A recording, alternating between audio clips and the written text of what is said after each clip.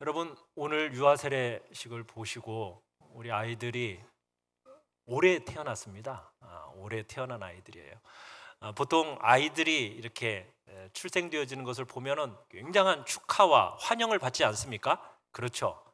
온 집안에 새로 태어난 아이, 그 아이에게 온통 관심을 갖는 것이 보통입니다. 자, 그런데 예수님의 출생은 어땠을까요? 예수님의 출생은 주위 사람들로부터 환영받는 출생이었을까요?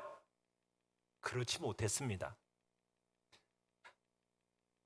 예수님의 일가 친척 중에 그 누구도 예수님의 탄생을 기뻐하고 예수님의 그 탄생을 축하해 준 사람이 아무도 없었어요. 또 예수님이 태어난 곳이 어디예요? 베들레헴입니다. 그 베들레헴 사람들 중에서도요, 예수님의 탄생을 기뻐하고 축하했던 사람은 아무도 없었어요. 마치 태어나서는 안 되는 아이가 태어난 것처럼 예수님은 사람들로부터 여러분 거부당하셨습니다. 그래서 예수님이 결국 태어난 장소가 어디입니까? 짐승의 우리에서 태어나시게 된 것이에요. 그게 예수님의 첫 출발지입니다. 참 겉으로 나타난 것만 보면은 예수 그리스도의 출생만큼 비참한 출생도 없어요. 자, 하나님의 말씀에 순종해서 참으로 마리아가 예수 그리스도를 낳았다고는 하지만 이렇게 철저하게 사람들로부터 외면당하고 업신당하는, 업신여김을 당하는 그런 자리에 참으로 그곳에 있었던 거예요. 얼마나 마음이 상했겠어요. 비통했겠어요. 참, 그런데 이 세상과는 달리 하늘에서는요, 잔치가 벌어졌습니다. 하늘의 천사가 수도 없이 나타나가지고 하나님의 아들이 이 세상에 태어난 것을 찬송하고 축하하고 있는 겁니다. 오늘 본문의 이야기가 그렇게 나오죠. 자, 우리 8절로 10절을 우리 같이 한번 읽어볼까요? 8절로 10절입니다. 시작. 그 지역의 목자들이 밤에 밖에서 자기 양떼를 지키더니 주의 사자가 곁에 서고 주의 영광이 그들을 두루 비추매 크게 무서워하는지라. 천사가 이르되 무서워하지 말라. 보라, 내가 온 백성에게 미칠 큰 기쁨의 좋은 소식을 너희에게 전하노라. 아멘. 천사들이 보기에는 이 세상이 생긴 후에 여러분 가장 위대한 사건이 벌어진 겁니다. 하나님의 아들이 이 세상에 인간의 몸으로 오셨다라는 것은 여러분 천사들이 보았을 때 이 세상에 창조된 이후로 가장 위대한 일이에요. 어떻게 보면은 여러분 세상이 처음 창조된 것보다도 더 엄청난 일이요 위대한 사건이 바로 하나님의 아들이 인간의 몸을 입고 이 세상에 오신 사건입니다. 하나님은 이 놀라운 구원자의 오심을 인간들의 어떤 무지와 무관심 속에 파묻히도록 하지 않으셨어요. 일단 하나님의 천사들은 베들레헴 시민이 아닌 그 주위에서 양을 치는 목자들에게 찾아왔습니다. 그러면서 그들에게 세상의 구주가 막 태어나신 놀라운 소식을 알려주게 되는 겁니다. 자, 그런데 우리 1번 같이 한번 읽어보겠습니다. 1번입니다. 시작. 왜 하필이면 목자들인가? 왜 하필이면 목자들일까요? 한참 여러분 이 베들레헴 성은 붐볐을 거예요. 그러다가 이제 밤중 한밤중이 되면서 고요히 잠든 시간이 되었어요. 그 순간에 양떼를 지키기 위해서 깨어있던 목자들에게 하나님의 천사가 나타납니다. 그러면서 하나님의 영광이 그들에게 쫙 둘러 비추게 됩니다. 자, 그 모습을 그들은 처음 봤기 때문에 무서워했습니다. 흔한 일이 아니었기 때문에 아주 특별한 일이었기 때문에 정말 무서웠고 두려워했습니다. 자, 그때 천사가 뭐라고 말합니까? 무서워하지 말라. 그러면서 뭐라고 얘기해요? 온 백성에게 미칠 큰 기쁨의 좋은 소식을 너희에게 전하노라. 여러분, 이 본문의 모습은 우리에게 낯설지가 않아요. 그죠? 우리가 이 본문을 읽어보지 않았더라도 세상 사람들도 다 알아요. 성탄 카드 같은 데 보면은 구유에 누인 예수님의 주위에 목자들이 와가지고 이렇게 축하하는 장면, 우리가 성탄 카드에서 많이 보지 않습니까? 또 찬송가에서도 보면은 노래 속에서 그런 이야기들이, 내용들이 다 있기 때문에 우리에게 이 이야기들이 결코 낯설지 않은 이야기들이에요. 을의 성탄 장식에는 꼭 그런 목자들하고 양떼들이 꼭 있어야 할 것 같은 그런 모습이 우리는 기대를 하죠. 그 모습들이 출현하지 않으면은 이거 무슨 일이 생긴 거 아니야 라고 생각할 정도로, 궁금해할 정도로 우리는 그것을 아주 기대합니다. 그런데 여러분, 그 심정을 가지고 여러분 이 본문의 메시지를 보면은 파악하기가 어려워요. 하나님이 배역을 선정함에 있어서 그 배역 선정의 오묘한 맛을 우리가 그렇게 생각하면 쉽게 알 수가 없어요. 응당 목자들이 있어야 할 것처럼 여러분, 그 선입견, 우리가 이거 지워버려야 돼요. 오히려 질문 던져야 돼요. 아니 왜 하필이면 목자일까? 왜 목자들이 출연해야 될까? 여러분 이것을 한번 물어보셔야 돼요. 왜냐하면요, 2000년 전 당시에 이 목자들이라는 사람들은요, 예수님의 구주의 탄생의 증인으로서 여러분 목자들은요, 뭔가 배역의 선정에 있어서 잘못된 것처럼 느껴집니다.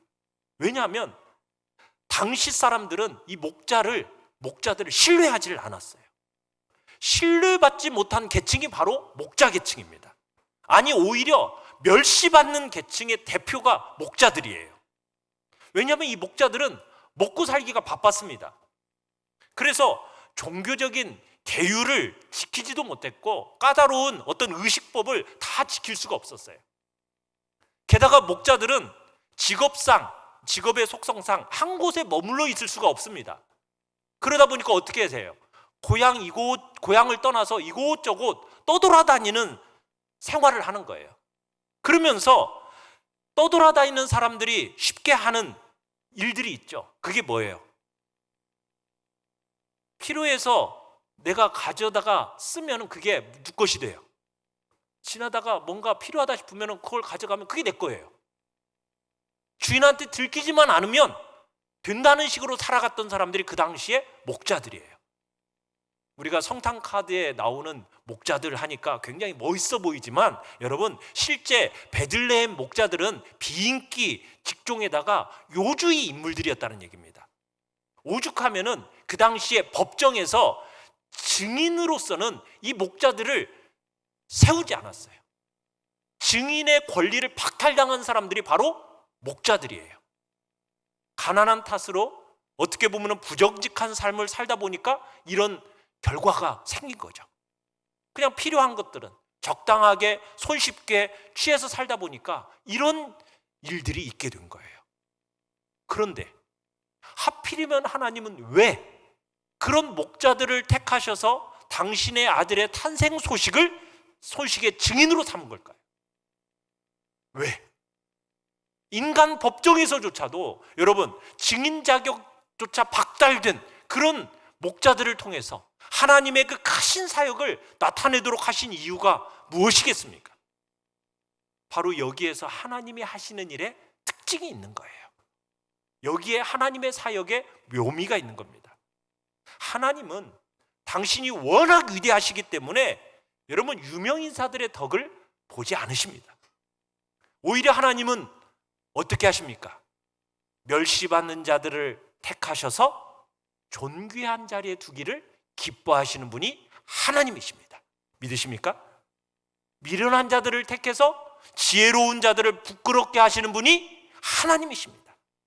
아무것도 아닌 자들을 택하셔서 내로라 하는 자들을 부끄럽게 하시는 분이 하나님이십니다.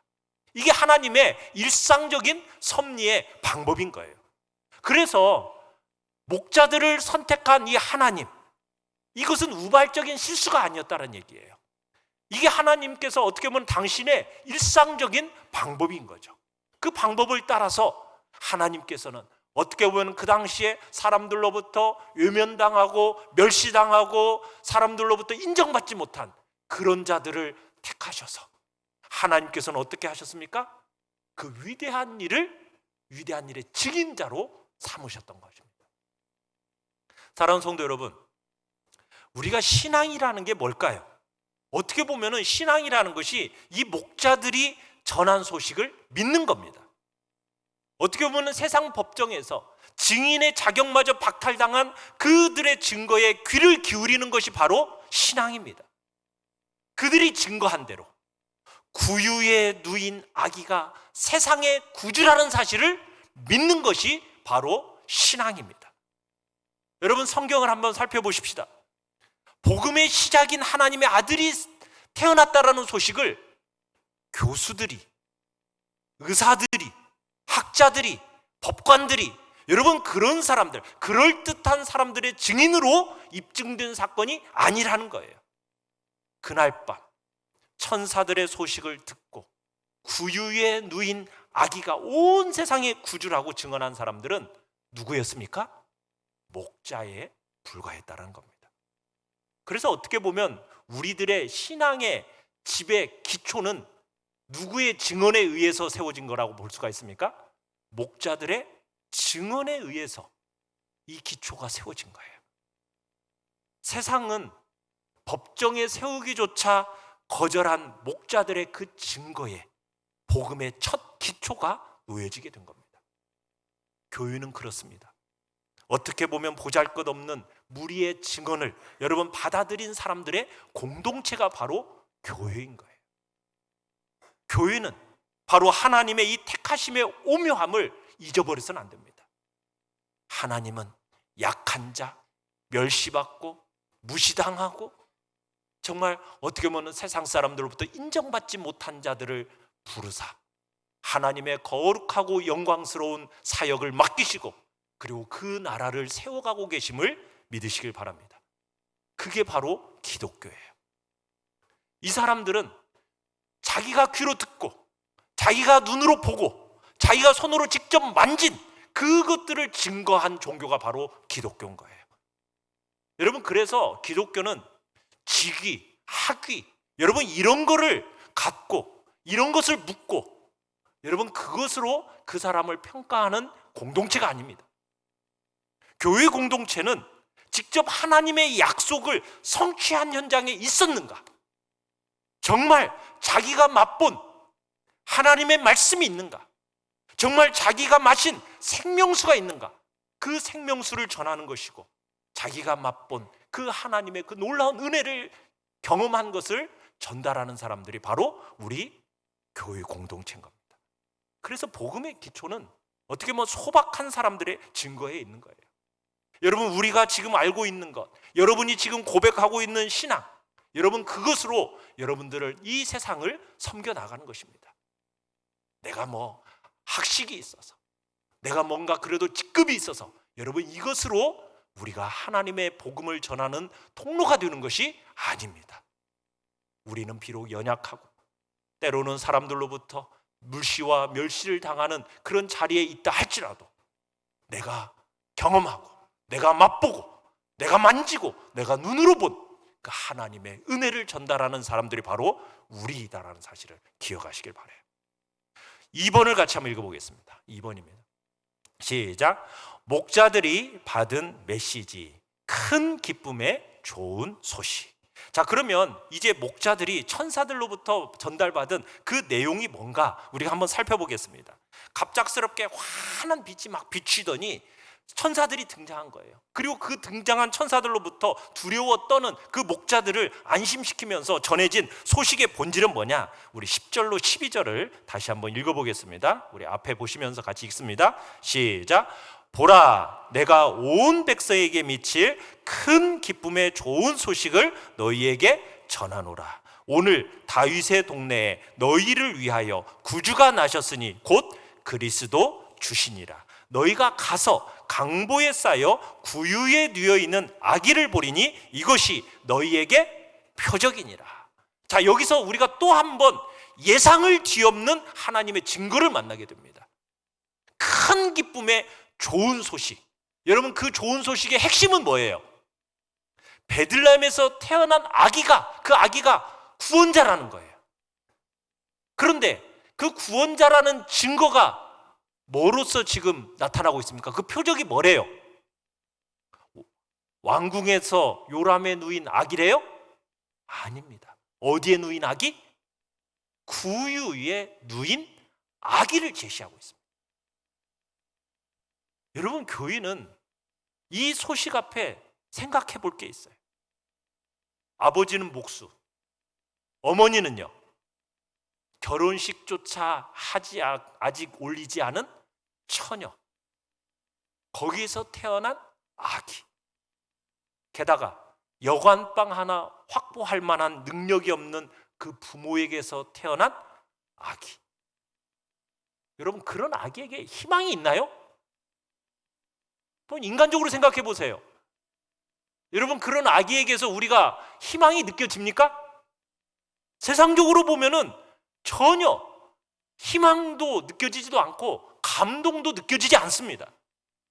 강보에 쌓여서 어디에 누워 있다고요? 구유에 누워 있는 아기가 온 세상에 구주를 하는 거, 이 사실을 믿는데, 여러분, 이게 정말 믿어집니까? 아멘. 어른들은 아멘을 안 하는데 아이는 아멘을 하는 거예요. 여러분, 구유에 있는 아이가 온 세상에 구주를 하는 게 믿어지냐고요. 여기 뭐가 필요하겠습니까? 은혜가 필요한 거예요. 은혜가. 여러분, 성경을 있는 그대로 한번 보시라는 거예요. 성경이라면 지금 무슨 기록을 읽어도 그냥 아멘, 여러분 그냥 아무 생각 없이 아멘 이렇게 하지 마시고 있는 그대로 한번 살펴보라는 거예요. 강보에 쌓여 누워있는 그 구유에 놓인 아기가 표적이 되리라. 그게 믿을 만한 표적이냐는 거예요. 하나님이 계시하시는 여러분 표적은 어떻게 보면 우리에게 걸림돌이 되는 거예요. 아니, 그게 표적이에요? 구유에 누워있는 아기가 온 세상에 구주라는 것이 여러분 믿어지냐고요. 근데요, 목자들은요, 이 소식을 들었을 때 어떻게 반응했습니까? 감동했고요, 그 소식을 듣자마자 베들레헴으로 내달려갑니다. 그리고는 아기를 보고 자신들이 들은 이야기를 쏟아놓습니다. 여러분, 이 소식에 담긴 하나님의 능력이 그들을 사로잡은 거예요. 복음이라는 것은 여러분 성격상 뭐냐면 하나님의 은혜로만 이해될 수 있는 거예요. 은혜로만. 여러분이 정말 복음을 참으로 믿고 감격하기 위해서는 결국 뭐가 필요하다는 얘기입니까? 하나님의 은혜가 필요한 거예요. 하나님의 은혜. 겸비한 자세로 여러분 하나님의 은혜가 필요함을 여러분 고백하시길 바라요. 여러분의 마음속에 아직도 내가 복음에 대한 감동과 그 구원의 소식에 대해서 막 정말 내게서 큰 기쁨의 좋은 소식이라는 여러분 그 마음의 진정한 감동이 여러분 아직 느껴지지 않는다면 하나님 앞에 우리는 겸비한 자세로 기도해야 돼요. 뭐라고 기도해야 됩니까? 하나님, 제게도 한번 은혜를 베풀어 주십시오. 뭐라고요? 제게도 뭘 베풀어 달라고요? 은혜를 베풀어 주십시오. 한번 저에게도 긍휼을 베풀어 주셔서 이 소식이 저에게 큰 기쁨의 좋은 소식이 되게 해주십시오. 저도 이 소식이 지니는 감동을 체험하게 해주십시오. 여러분, 이렇게 기도하면서 열망으로 나아가야 될 것입니다. 그런 심정으로 목자들이 들은 소식을 여러분 살펴볼 때 그 의미가 우리에게 마음속으로 다가오게 되는 거예요. 오늘 구주가 나셨으니. 여러분, 오늘이 바로 약속이 성취된 날이라는 거예요. 구주 탄생의 소식입니다. 약속 성취의 소식입니다. 온 인류가 막연히 기대해온 그 더 나은 내일이 도래한 거예요. 온 이스라엘이 그렇게 대망해온 새 시대가 이제 열려지게 된 것입니다. 은혜의 해가 도래한 거예요. 억압받던 세월이 이제는 끝났다라고 알리는 소식이 전해지고 있는 것입니다. 의에 굶주린 이들이 배불려지는 새 시대가 밝아지게 된 거예요. 그것이 알려지게 된 겁니다. 고통의 날에 끝나고 이제는 환희의 날이 밝아옴을 알리는 소식이 전해지고 있는 거예요. 암흑은 가시고 밝은 빛 속에서 새 삶이 시작되는 복된 소식이 전해지고 있는 것입니다. 우리에게 깊이 드리워진 그 죽음의 그늘이 이제는 사라짐을 알려주는 소식, 하나님 없이는 만족할 수 없었던 그 영혼의 기다림의 충족함이 우리에게 전해지는 그 소식이 이 아이의 탄생을 통해서 이루어지게 되었음을 우리에게 이야기하고 있는 것입니다. 하나님과 더불어서 화목한 자가 누리는 마음의 평안이 여러분 도래했음을, 기쁨을 알리는 이 소식이 지금 우리에게 전달되고 있는 것입니다. 사랑하는 성도 여러분, 여러분이 이 큰 기쁨의 좋은 소식을 여러분의 귀로 들어보셨습니까? 여러분, 큰 기쁨의 이 좋은 소식을 여러분의 삶 속에서 체험해 본 적이 있으십니까? 아직 알지 못한다면 여러분, 구유에 누인 이 아이를 여러분의 마음속에 영접하시기를 간절히 바랍니다. 그분이 온 세상의 구원자이시고 우리의 삶의 해결자가 되심을 인정하시길 바랍니다. 여러분, 이 사실을 인정하는 순간 삶이 변화되는 거예요. 그 밤에 목자들이 들은 소식이 큰 기쁨의 좋은 소식이라는 것으로 변화될 것입니다. 구주의 탄생의 소식, 이것은 믿음으로 들은 자들만이 그 심령에서 기쁨의 샘이 솟아나게 되는 거예요. 목자들로 하여금 영광을 돌리고 찬송하며 돌아가게 한 그 소식, 구유에 누인 아기. 여러분, 그 아이가 해결자입니다. 주인이십니다. 믿으십니까? 그분이 여러분의 해결자요 주인으로 모실 때 여러분, 동일한 기쁨이 여러분의 마음속에서 샘솟듯이 솟아나게 될 것입니다. 사랑하는 성도 여러분, 이 기쁨은 세상이 주는 기쁨과는 다른 기쁨입니다. 불편했던 모든 관계가 새롭게 될 때 얻는 그 기쁨입니다. 하늘 아버지의 사랑을 맛볼 때 여러분, 이 기쁨은 시작되는 거예요. 하나님의 영으로 누리는 여러분, 그 기쁨입니다. 정말 영원한 기쁨이에요. 여러분, 처음 맛보는 순간 그 귀한 기쁨인데, 그 기쁨은요, 그 다음에 더욱더 커지는 더 귀한 기쁨이 되는 거예요. 날로 더욱 귀한 기쁨이 되어지는 것입니다. 사랑하는 성도 여러분, 이러한 기쁨을 체험한 적이 있으십니까? 목자들이 그 밤에 들은 그 감격의, 그 큰 감격의 좋은 소식을 여러분의 것으로 소유하고 계십니까? 여러분, 왜 이것이 큰 기쁨의 좋은 소식이라고 말하고 있는 것입니까?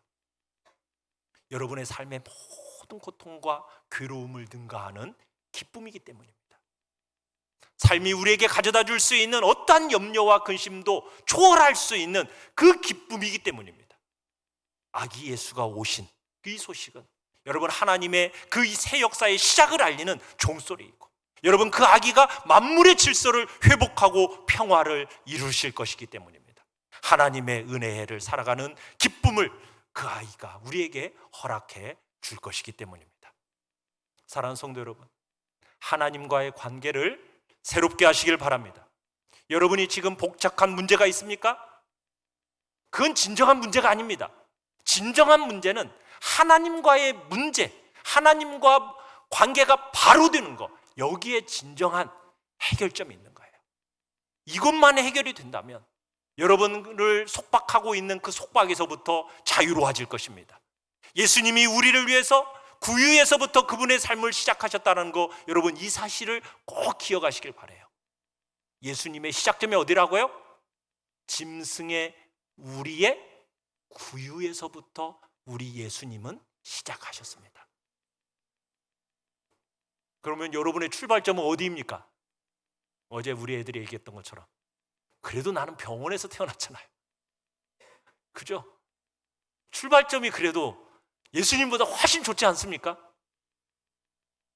그러면 예수님의 그 출발점을 우리가 항상 마음에 생기면은 우리의 마음 속에 있는 그 욕망의 쇠사슬에서부터 벗어나게 될 수가 있는 거예요. 진정 주님의 사랑으로 이웃을 섬길 수 있는 그 사랑의 마음이 우리의 마음속에서 새롭게 느껴지게 되는 것입니다. 기억하십시오. 우리를 위하여 오신 참된 구원자는 어디에서? 짐승의 우리, 구유에 누인 아기, 그게 표적이다라고 얘기하고 계십니다. 그에게 여러분 자신을 맡기십시오. 그분이 친히 여러분의 마음을 다스리도록 하십시오. 그러면 죄로 상한 여러분의 마음을 치유해 주실 것입니다. 기쁨에서 기쁨으로 인도해 주실 것입니다. 주님의 그 빛난 보좌에까지 영광에서 영광으로 인도하실 것을 믿으시길 바랍니다. 하나님은 큰 기쁨의 좋은 소식이 목자들에게만 전달되는 것이 아니라 여러분, 그 목자들을 통해서 오늘 우리에게까지 전달이 되지 않았습니까? 그러면은 그 전달되고 끝나는 게 아니라 이제 내가 나를 통해서, 우리를 통해서 아직 어두움에 앉아있는 여러분 많은 사람들에게 이 소식이 증거되기를 주님은 간절하게 바라고 계시는 것입니다. 이미 우리가 처한 상황의 해결자요, 그분이 세상에 오신 지 어느덧 2023년이 흘렀습니다. 이런 세월이 흐르는 동안 구주가 오셨는데 아직도 우리의 삶이 변화되지 않았다면 여러분, 우리는 주님 앞에서 다시 한번 우리를 새롭게 하겠다 결단하시길 바랍니다. 예수님을 진정으로 영접하면 그분이 주시는 큰 기쁨이 우리의 것이 됨을 믿으시길 바랍니다. 여러분, 우리를 통해서 이 소식을 듣는 자들의 마음속에 큰 기쁨의 좋은 소식이 자리 잡도록 여러분, 큰 기쁨의 좋은 소식을 여러분 온누리에 전달하는 복된 통로가 되시기를 간절히 축원합니다.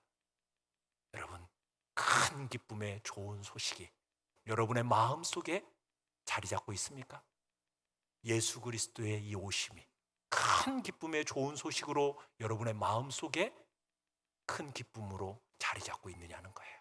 그 기쁨을 오늘도 세상을 향하여서 선포하는 복된 자리에 우리 모두가 있기를 간절히 축원합니다.